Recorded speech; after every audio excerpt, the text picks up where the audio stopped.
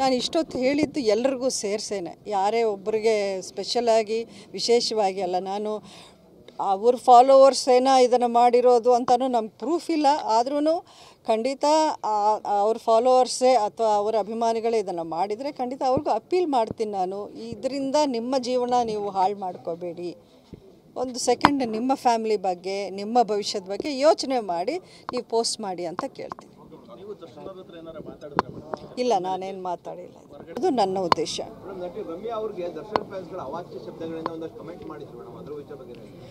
ಅಲ್ಲ, ನಟಿ ಅಂತ ಅಲ್ಲ, ಬೇರೆಯವರಲ್ಲ, ಸಾಮಾನ್ಯದವರಲ್ಲ, ಜನಸಾಮಾನ್ಯರಲ್ಲ, ಯಾರೇ ಇರಲಿ, ಮುಖ್ಯವಾಗಿ ಹೆಣ್ಮಕ್ಳಿಗೆ ಯಾರು ಆ ರೀತಿಯ ಒಂದು ಕಮೆಂಟ್ಸ್ ನಾನಂತೂ ಅಂದರೆ ಅವರ ಒಂದು ಸೋಷಿಯಲ್ ಮೀಡಿಯಾ ನಾನು ನೋಡಿಲ್ಲ.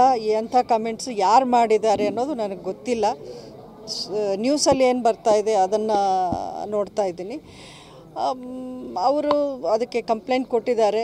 ಪೊಲೀಸ್ ಇನ್ವೆಸ್ಟಿಗೇಷನ್ ಮಾಡಿ ತಪ್ಪು ಮಾಡಿದರೆ ಅವ್ರನ್ನ ಖಂಡಿತ ಅವರು ಕ್ರಮ ತಗೊಳ್ತಾರೆ.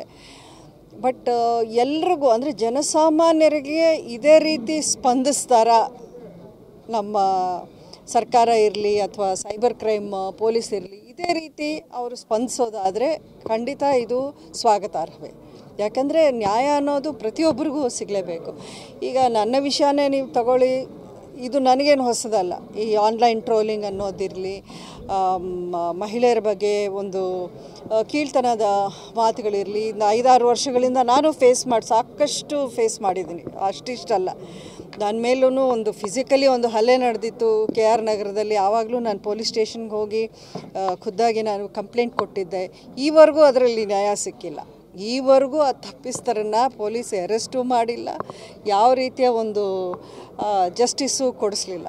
ಹಾಗಾಗಿ ಇಂಥ ವಿಷಯಗಳನ್ನ ನಡೀದೇ ಇರೋಕ್ಕೆ ಖಂಡಿತ ಸೋಷಲ್ ಮೀಡಿಯಾ ಅನ್ನೋದನ್ನು ನಾವು ಎಲ್ಲಿಗೆ ಬಳಸಬೇಕು, ಯಾವುದಕ್ಕೆ ಬಳಸಬೇಕು ಅನ್ನೋದು ನಮ್ಮಲ್ಲಿ ಯುವತೇನೂ ಯೋಚನೆ ಮಾಡಬೇಕು. ಈ ಜನ್ರೇಷನ್ ಇದೆಯಲ್ಲ, ಭಾಳ ಅದನ್ನು ಏನೋ ಒಂದು ಬೇರೆಯವ್ರನ್ನ ಟಾರ್ಗೆಟ್ ಮಾಡೋಕ್ಕೆ ಒಂದು ವೆಪನ್ ಅಂತ ಅಂದ್ಕೊಂಡಿದ್ದಾರೆ. ಬಟ್ ಇವತ್ತಿನ ಕಾಲಕ್ಕೆ ನೀವು ಯಾವುದೇ ಒಂದು ಅನಾಮಕರಾಗಿ ಅಥವಾ ಅನಾನಿಮಸ್ ಆಗಿ ನಾವೇನೋ ಪೋಸ್ಟ್ ಮಾಡ್ತಾ ಇದ್ದೀವಿ ಅಂತ ಅವ್ರು ಅಂದ್ಕೊಂಡಿರ್ಬೋದು. ಬಟ್ ಅದನ್ನು ಪತ್ತೆ ಮಾಡಿ ಕಂಡುಹಿಡಿದು ಟ್ರೇಸ್ ಮಾಡಿ ಅವ್ರನ್ನ ಹಿಡಿಯೋ ಅಂಥ ಕೆಪಾಸಿಟಿ ನಮ್ಮ ಟೆಕ್ನಾಲಜಿ ಆವರೆಗೂ ಡೆವಲಪ್ ಆಗಿದೆ. ಸೊ ಎಲ್ಲರೂ ಹುಷಾರಾಗಿರಬೇಕು. ಏನೋ ಒಂದು ಭಾವುಕರಾಗಿ ಯಾರೋ ಇವ್ರನ್ನ ಯಾರೋ ಟಾರ್ಗೆಟ್ ಮಾಡಿದ್ದಾರೆ, ಅವ್ರ ಬಗ್ಗೆ ನಾವು ಈ ರೀತಿ ಮಾತಾಡಬೇಕು ಅನ್ನೋದಾದರೆ ಅವರ ಲೈಫ್ನ ಅವ್ರು ಹಾಳು ಮಾಡ್ಕೊಂಡಂಗೆ ಆಗುತ್ತೆ.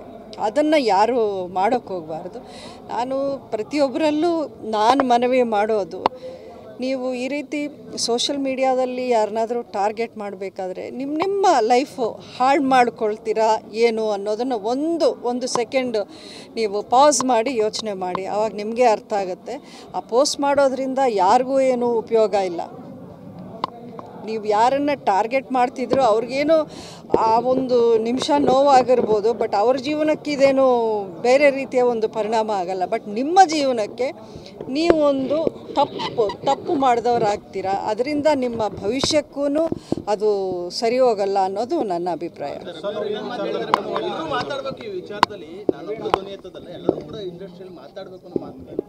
ಅಲ್ಲ, ನಾನು ಅದನ್ನೇ ಹೇಳೋದಲ್ಲ, ನನಗೂ ಇದೇ ಟ್ರೋಲಿಂಗ್ ಆಯಿತು 6 ವರ್ಷದಿಂದ. ಯಾರು ಮಾತಾಡಿ ನಾನಂತೂ ಕೇಳಲಿಲ್ಲ. ಯಾರು ಪರವಾಗಿ ಅಂದರೆ ನಮ್ಮಲ್ಲಿ ಶಕ್ತಿ ಇದೆ, ನಮ್ಮ ಕಾನ್ಫಿಡೆನ್ಸ್ ಇದೆ, ವಿ ಕ್ಯಾನ್ ಪರ್ಸು. ನಮಗೆ ಒಂದು ಅಧಿಕಾರ ಇದೆ ಅಥವಾ ಒಂದು ಹೆಸರಿದೆ. ನಾವು ಅಂದರೆ ಜನಸಾಮಾನ್ಯರಿಗಿಂತ ಒಂದು ಪಬ್ಲಿಕ್ ಪರ್ಸನಾಲಿಟೀಸ್ ಇರೋದರಿಂದ ನಮಗೆ ಕೆಲವುದು ಆ್ಯಕ್ಸಸ್ಸು ಈಸಿಯಾಗಿ ಸಿಗುತ್ತೆ. ಒಂದು ಪೊಲೀಸ್ ಹತ್ರಕ್ಕೆ ಹೋಗೋದು ಅಥವಾ ಗೌರ್ಮೆಂಟಿಂದನೋ ಮಿನಿಸ್ಟ್ರುಗಳಿಂದನೋ ಒಂದು ಸಪೋರ್ಟ್ ಅನ್ನೋದು ಸಿಗೋ ಅಂಥ ಚಾನ್ಸಸ್ ಇದೆ. ಅವ್ರ ಸರ್ಕಾರ ಇದೆ. ಸೊ ಖಂಡಿತ ಅವ್ರಿಗೆ ಎಲ್ಲ ರೀತಿಯ ಸಪೋರ್ಟ್ ಕೊಡ್ತಾ ಇದ್ದಾರೆ ಅನಿಸುತ್ತೆ. ಅದನ್ನು ಆ ಕ್ರಮ ತಗೊಳ್ತಾರೆ ಪೊಲೀಸು. ಅದನ್ನು ನಾವು ತಪ್ಪು ಅಂತ ಹೇಳೋಕ್ಕಾಗಲ್ಲ. ಆದರೆ ಈ ಒಂದು ನ್ಯಾಯ ಪ್ರತಿಯೊಬ್ಬರಿಗೂ ಸಿಗಬೇಕು ಅನ್ನೋದೇ ನನ್ನ ಅನಿಸಿಕೆ. ಅಲ್ಲ, ನೀವು ಅವ್ರನ್ನ ಅಪ್ರೋಚ್ ಮಾಡಿದ್ರು, ಅವ್ರು ಏನು ಮಾತಾಡಿದ್ರು ನನಗೆ ಗೊತ್ತಿಲ್ಲ. ಅವರು ಮೇ ಬಿ ಪ್ರೆಸ್ಗೆ ಇತ್ತೀಚೆಗೇನೋ ಮಾತಾಡಿಲ್ಲ ಅಂತ ಕಾಣಿಸುತ್ತೆ.